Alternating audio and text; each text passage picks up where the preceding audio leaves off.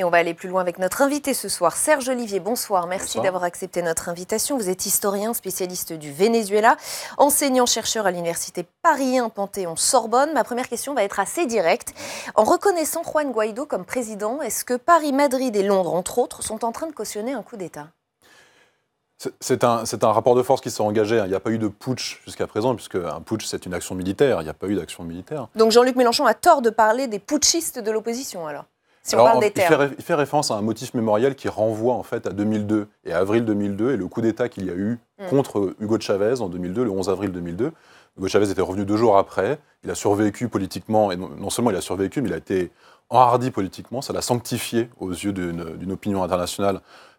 Alors que George Bush était à Washington, il en devenait d'un seul coup le leader du monde libre contre une Amérique impérialiste, et ça l'a véritablement sanctifié. Donc quand il parle de putschistes de l'opposition, Mélenchon, il réactive cette mémoire de cette partie de l'opposition. À l'heure actuelle, l'opposition est beaucoup plus large, parce qu'il y a même des anciens chavistes qui ont fait partie du gouvernement de Chavez en 2002, qui font partie de l'opposition à Maduro. Il réactive cette vision d'une opposition qui est putschiste, donc référence à 2002. À l'heure actuelle, il n'y a pas encore de putsch, et encore une fois, il faut le dire très clairement, Guaidó excipe du fait qu'il est président depuis janvier de l'Assemblée nationale, qui a été élu démocratiquement fin 2015. C'est la première fois qu'une élection a été gagnée par l'opposition au Venezuela, dans un contexte très défavorable à l'opposition, car les découpages électoraux avaient été faits en faveur, évidemment, des candidats chavistes par le Conseil national électoral, qui est un organe politique, le Conseil national électoral pro-Chavez, pro-Maduro au Venezuela, et puis parce que le spectre médiatique était complètement déjà maîtrisé, contrôlé par le pouvoir. Alors, comment qualifier ce que font les capitales européennes ? On parle d'ingérence, elles sont en train de valider un président qui n'est pas élu. Ça pose question. Il faut revenir, si on parle de droit international, il faut revenir évidemment à la légitimité institutionnelle de Guaidó et de Maduro. Encore une fois, je vais terminer là-dessus. Guaidó a été intronisé, s'est proclamé donc président intérimaire du Venezuela, actant du fait qu'il est légitimement président d'une Assemblée nationale légitime, alors que Maduro serait président élu illégitimement. Et il faut bien dire tout de même qu'à partir du 30 juillet 2017 et de l'élection de l'Assemblée nationale constituante qui avait été convoquée par Maduro pour court-circuiter l'Assemblée nationale, il est clair que l'ordre constitutionnel au Venezuela a été complètement détruit par Maduro lui-même et par le Conseil national électoral. Depuis, l'Assemblée nationale constituante ne constitue rien du tout, elle est juste là pour court-circuiter l'Assemblée nationale.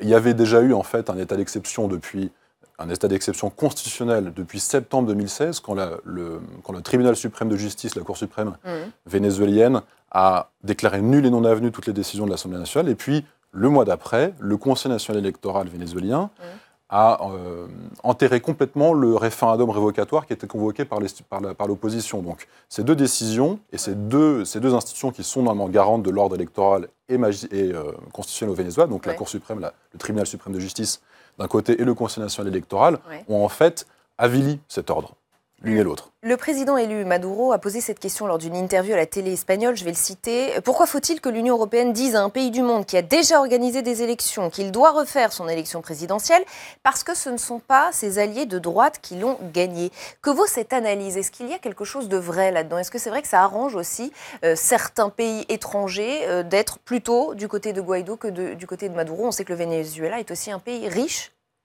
Tout à fait. Alors, ça revient évidemment à cette élection du 20 mai dernier. Maduro a été élu, encore une fois, dans un cadre de conseil électoral complètement maîtrisé et verrouillé par le gouvernement. C'est pour ça que l'opposition n'y a pas participé. Donc le système électoral à l'heure actuelle n'est plus fiable et il n'y a plus de compromis électoral. Donc, et on est dans cette illégitimité-là. Maintenant, pour les soutiens internationaux, depuis 2006, depuis le tournant socialiste du XXIe siècle de Chavez, depuis 2006, le Venezuela s'est rapproché considérablement de la Chine et de la Russie.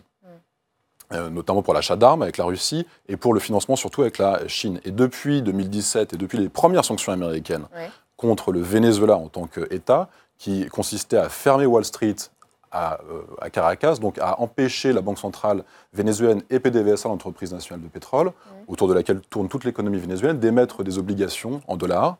À partir de là, donc, le Venezuela s'est encore plus Maduro s'est encore plus tourné vers la Russie et vers la Chine pour trouver des financements à court terme. Donc il y a beaucoup d'enjeux géopolitiques derrière tout ça. Donc il y a des enjeux géostratégiques et géoéconomiques extrêmement forts. Là, à l'heure actuelle, donc la Chine et la Russie se sont positionnés beaucoup plus depuis 2017, mais déjà depuis 2006 au Venezuela. Maduro, en besoin d'argent extrêmement pressant depuis 2017, leur a octroyé des deals extrêmement intéressants, notamment pour des champs gaziers en décembre 2017 pour Rosneft, l'entreprise de pétrole public russe, pour des champs pétroliers, pour des actions dans des raffineries d'État, dans des raffineries publiques, pour aussi des contrats miniers aussi dans le fameux arc minier vénézuélien qui s'est ouvert. Pour qu'on comprenne bien cette hostilité à l'égard de Maduro, parce que je suppose que beaucoup de nos téléspectateurs découvrent un peu le Venezuela et son fonctionnement, qu'a-t-il fait au Venezuela? Il a affamé sa population, il l'a appauvri, il l'a affaibli, il a enfermé le pays. Qu'est-ce qu'il a fait? Alors, le vrai départ de la crise géopolitique, c'est la crise vénézuélienne elle-même, c'est la crise économique. C'est parce que le pays est instable économiquement, c'est parce que le pays connaît sa pire crise économique de l'histoire du pays, mais même peut-être la crise économique la pire de l'histoire contemporaine de l'Amérique latine. C'est déjà la pire crise aussi migratoire de la région, la plus brutale, déstabilise non seulement son économie, le marché pétrolier, mais aussi la région en elle-même. Donc c'est de cette crise-là que naît vraiment cette tension internationale extrêmement forte. Alors, à l'heure actuelle, le pays donc, souffre de cours du pétrole qui sont bas, mais c'est pour autant la pire crise de son histoire, alors que le pays a déjà connu à la fin des années 50, au début des années 80, des cours du pétrole bas. Ça fait 5 ans que le pays est en récession, le PIB a été divisé par 2 en 5 ans, l'inflation a été à plus d'1 million de % cette année. Et quelle est la responsabilité de Maduro dans tout cela? Alors, c'est le fait que cette crise, encore une fois, soit si grave, beaucoup plus grave que les autres crises vénézuéliennes liées à des cours bas du pétrole qui n'ont jamais duré plus de 2 années. C'est à cause de la gestion chaviste, celle de Maduro et même celle de Chavez auparavant. Pour 3 raisons, au moins pour 3 grandes raisons. La première, c'est le fait que la production de pétrole a baissé durant tout le chavisme, durant 20 ans, parce que sous Chavez et sous Maduro, il n'y a jamais eu les investissements ou du moins les dépenses de maintenance nécessaires pour entretenir l'appareil productif vénézuélien. À l'heure actuelle, PDVSA produit un tiers de ce qu'elle produisait en pétrole il y a 20 ans, donc moins de rentrée d'argent. Deuxième raison, les expropriations qui ont eu lieu sous Chavez et sous Maduro ont vraiment désossé le tissu économique vénézuélien. C'est surtout des PME qui ont été visées et qui ont été liquidées, et les actifs ont été liquidés au profit des liquidateurs, souvent des militaires, qui se sont enrichis en faisant cela. Troisième raison, eh bien, dès 2013, l'inflation a commencé à augmenter au Venezuela avant même que les cours baissent. Les cours du pétrole à baisser début 2014. L'inflation a augmenté parce que le Venezuela était déjà à court de liquidité. C'est-à-dire qu'après 10 ans de pétrodollars arrivant massivement, après 10 années avec près de 1 milliard 300 millions de dollars, de pétrodollars qui sont arrivés, vraiment, le Venezuela était déjà à court de cash. Et ça, c'est la gestion aussi chaviste, c'est la corruption abyssale, dont on a des preuves à l'heure actuelle et qui sont liées au contrôle des changes et aussi à la création de banques d'État qui ont fait disparaître des fonds.